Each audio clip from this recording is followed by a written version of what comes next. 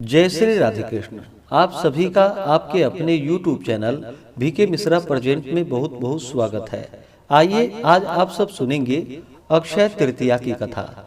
वैशाख मास शुक्ल पक्ष की तृतीया तिथि को इस दिन को अक्षय तृतीया और आखा तीज के नाम से भी जाना जाता है। हिंदू धर्म में अक्षय तृतीया का बड़ा ही विशेष महत्व माना गया है। इस दिन दिए हुए दान और किए हुए स्नान, होम, जप आदि सभी कर्मों का फल अनंत माना गया है। इस दिन जो भी पुण्य कार्य किए जाए सभी का फल अक्षय माना गया है। इसी से इसका नाम अक्षया भी हुआ। इस तिथि को नर नारायण, परशुराम और हयग्रीव अवतार भी हुए थे, इसलिए इस दिन उनकी जयंती मनाई जाती है तथा इस दिन त्रेता युग भी आरंभ हुआ था। अतएव इसे मध्याह्न व्यापिनी ग्रहण करनी चाहिए। परंतु भगवान परशुराम जी का जन्म प्रदोष काल में हुआ था, अतः इसलिए यदि द्वितीया को मध्याह्न काल के पहले तृतीया आ जाए तो उस दिन अक्षय तृतीया, नर नारायण जयंती, परशुराम जयंती और हयग्रीव जयंती सब संपन्न किए जा सकते हैं। और यदि द्वितीया अधिक हो तो परशुराम जयंती दूसरे दिन होती है। इस दिन विशेष प्रकार से भगवान गणेश जी का, माता लक्ष्मी का, कुबेर देवता का, लक्ष्मी नारायण का, नर नारायण का, हयग्रीव भगवान का, परशुराम भगवान का पूजन करना चाहिए।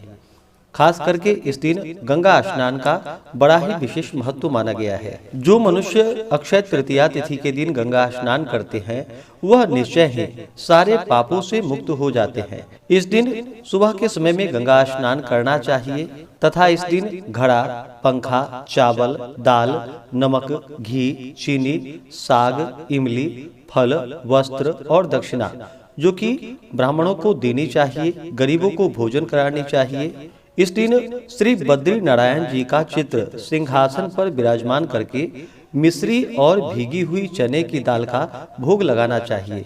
इससे अनंत फलों की प्राप्ति होती है।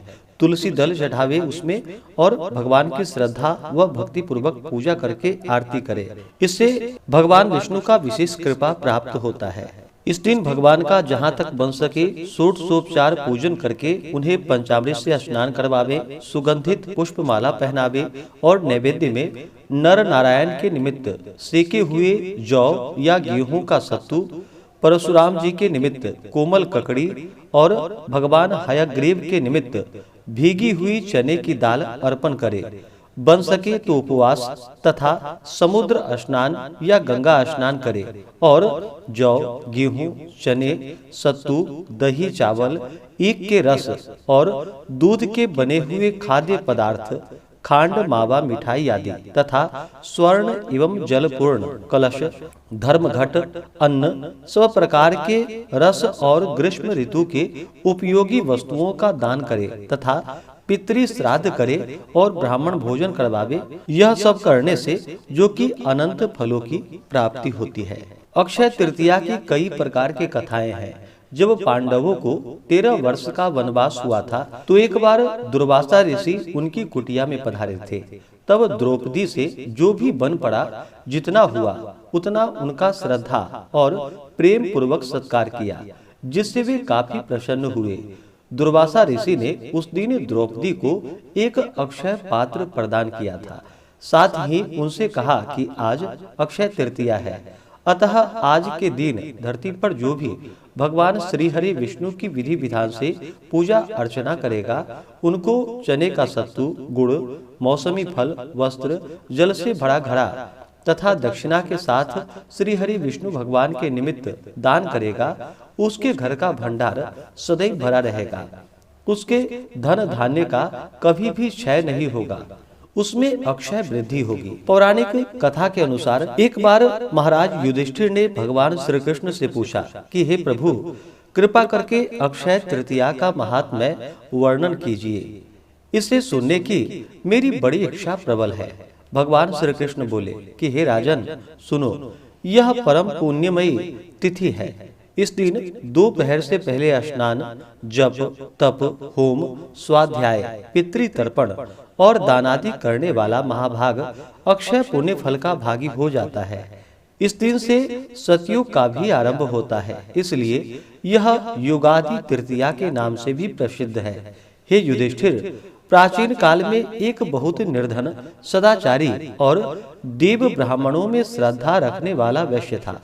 कुटुंब परिवार बहुत बड़ा था, जिसके कारण वह सदैव व्याकुल रहता था। उसने किसी से वैशाख शुक्ल तृतीया के महात्म्य में सुना था कि इस दिन किए हुए दान, जप, हवन आदि से अक्षय पुण्य प्राप्त होता है।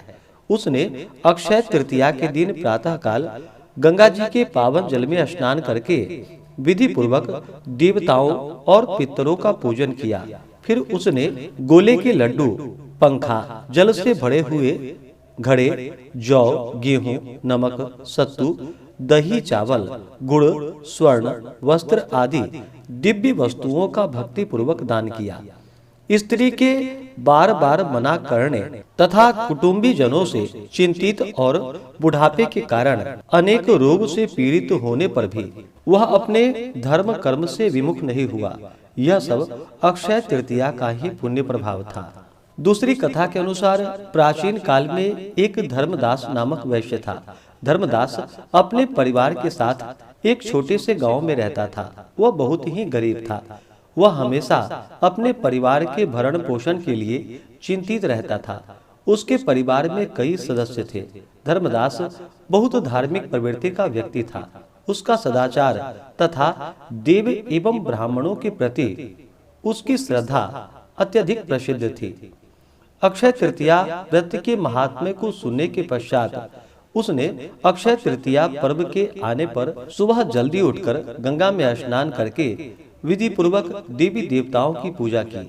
व्रत के दिन सामर्थ्य अनुसार अनेक प्रकार के वस्तुओं का दान किया तथा अनेक प्रकार की वस्तुएं भगवान के चरणों में रखकर ब्राह्मणों को दान की। यह सब दान देखकर धर्मदास के परिवार वाले तथा उसकी पत्नी ने उसे रोकने की कोशिश की। उन्होंने कहा कि अगर धर्मदास इतना सब कुछ दान में दे देगा तो उसके परिवार का पालन पोषण कैसे होगा। फिर भी धर्मदास अपने दान और पुण्य कर्म से विचलित नहीं हुआ और उसने ब्राह्मणों को कई प्रकार का दान दिया। उसके जीवन में जब भी अक्षय तृतीया का पावन पर्व आया, प्रत्येक बार धर्मदास ने विधि से इस दिन पूजा एवं दान आदि कर्म किए। अनेक रोगों से ग्रस्त तथा वृद्ध होने के उपरांत भी उसने उपवास करके धर्म कर्म और दान पुण्य किया। यही वैश्य दूसरे अगले जन्म में कुशावती का राजा हुए। मान्यता है कि अक्षय तृतीया के दिन किए गए दान पुण्य व पूजन के कारण वह अपने अगले जन्म में बहुत धनी एवं प्रतापी राजा बना। वह इतना धनी और प्रतापी राजा था कि त्रिदेव तक उसके दरबार में अक्षय तृतीया के दिन ब्राह्मण का वेश धारण करके उसके महायज्ञ में शामिल होते थे। अपनी श्रद्धा और भक्ति का उसे कभी घमंड नहीं हुआ। वह प्रतापी राजा महान एवं वैभवशाली होने के बावजूद भी धर्म मार्ग से कभी विचलित नहीं हुआ। जैसे भगवान ने धर्मदास पर अपनी कृपा की, वैसे ही जो भी व्यक्ति इस अक्षय तृतीया की कथा का महत्व सुनता है और विधि विधान से पूजा एवं दान आदि करता है, उसे अक्षय पुण्य एवं यश की प्राप्ति होती है। तो बोलिए प्रेम से भगवान विष्णु की जय, माता लक्ष्मी की जय, सर्वदेवी देवता की जय। तो आशा करता हूँ कि यह जानकारी आपको अच्छा लगा हो।